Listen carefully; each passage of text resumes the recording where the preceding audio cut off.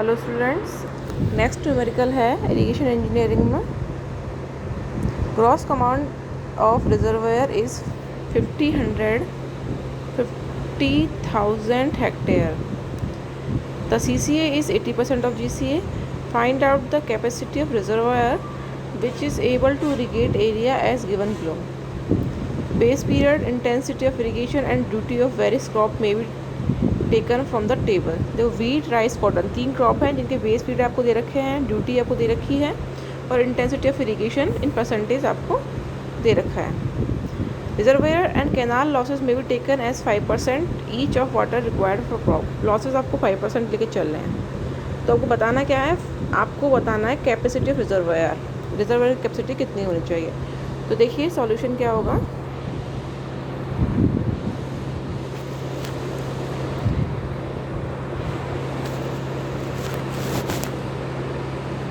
देखिए सॉल्यूशन, इस पहले स्टेप में हम क्या करेंगे, डेप्थ निकालेंगे। डेप्थ यानी कि डेल्टा किस में निकलेगा, मीटर में। तो डेल्टा निकालने का फॉर्मूला क्या है, 8.64 into B by D. B यानी base period in days and duty, duty is hectare, duty in hectare पर क्यूमेक मीटर क्यूब पर सेकेंड। तो तीनों क्रॉप दे रखे हैं, तीनों के लिए निकालेंगे। पहले वीट के लिए निकालते हैं। वीट के लिए बेस पीरियड है 120 और ड्यूटी है आपके 2000। तो डेल्टा निकल जाएगा 0.518 मीटर। इस तरह से राइस के लिए 1.342 मीटर और कॉटन के लिए निकल जाएगा 0.972 मीटर। तीनों के लिए निकालने के बाद, डेल्टा निकालने के बाद आप निकालोगे कि एरिया अंडर क्रॉप कितना है। इंटेंसिटी आपको दे रखी है, इंटेंसिटी से आप एरिया निकालो कितने एरिया पर वो क्रॉप उग रही है। तो देखिए एरिया कैसे निकालते हैं, CCA into intensity of irrigation. तो देखिए परसेंटेज में आपको दे रखा है तीनों क्रॉप के लिए इंटेंसिटी 25%, 18%, 12%। तो परसेंटेज को आप एरिया में चेंज करोगे तो 25/100 करोगे। इस तरह से वीट के लिए निकालेंगे तो आपको मिलेगा 10,000 हेक्टेयर, राइस के लिए 7,500 हेक्टेयर और कॉटन के लिए 5,000 हेक्टेयर। एरिया निकाल दिया आपने, डेल्टा निकाल दिया। अब आपको quantity of water required for crop चाहिए कि हर एक क्रॉप के लिए क्वांटिटी ऑफ वाटर कितना होना चाहिए। तो क्वांटिटी ऑफ वाटर कैसे निकालोगे, देखिए डेल्टा आपका क्या है, डेल्टा आपका होता है डेप्थ ऑफ वाटर।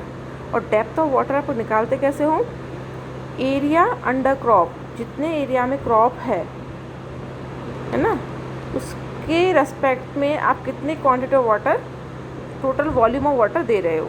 यानी कि total volume of water divided by area under crop is equals to delta और डेप्थ ऑफ वाटर, ये होता है। तो डेल्टा आपको मालूम है, एरिया आपको मालूम है, तो quantity of water, total volume of water to the crop आप निकाल सकते हो। तो quantity of water required for crop is equals to delta into area under crop. तो इस फॉर्मूले से हम तीनों के लिए निकाल लेंगे क्वांटिटी ऑफ वाटर। तो वीट के लिए निकालेंगे तो डेल्टा आपने तीनों के लिए निकाल रखा है। वीट के लिए डेल्टा कितना, डेल्टा वीट के लिए आपका आया था 0.518 और एरिया अंडर द वीट जो है वो भी आप निकाल चुके हो 10,000 हेक्टेयर।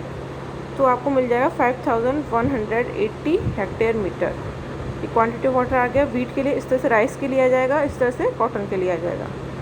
अब देखिए टोटल क्वांटिटी ऑफ वाटर कितना चाहिए, वीट का, राइस का, कॉटन का, तीनों को ऐड कर दोगे। रिजर्वायर्स में जहाँ से पानी सप्लाई हो रहा है उसमें इतनी कैपेसिटी होनी चाहिए कि तीनों क्रॉप को वो एक साथ पानी प्रोवाइड करवा सके। तो रिजर्वायर कैपेसिटी निकालने के लिए तीनों को आपको ऐड करना पड़ेगा। तो तीनों को ऐड करेंगे तो आप टोटल वॉल्यूम ऑफ वाटर कितना हो जाएगा, 20,110 हेक्टेयर मीटर। लेकिन इसमें अभी तक आपने लॉसेज ऐड नहीं किए हैं, अभी इसमें आपको 5% लॉस भी ऐड करना है। तो उसका 5% निकालेंगे और उसको भी ऐड करेंगे। तो देखिए लॉस ऑफ वाटर 5% दे रखा है।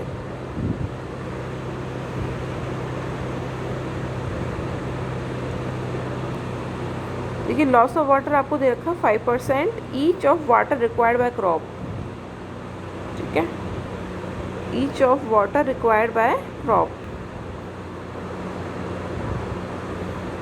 तो देखिए इसमें आपको 2 टाइम्स 5 ऐड करना पड़ेगा, क्योंकि जो आपकी क्रॉप्स हैं वो 2 सीज़न की है, खरीफ सीज़न और रबी सीज़न। तो दो बार आपको लॉस ऐड करना पड़ेगा ईच क्रॉप, मतलब ईच सीज़न के लिए 5 + 5 तो 10% हो गया।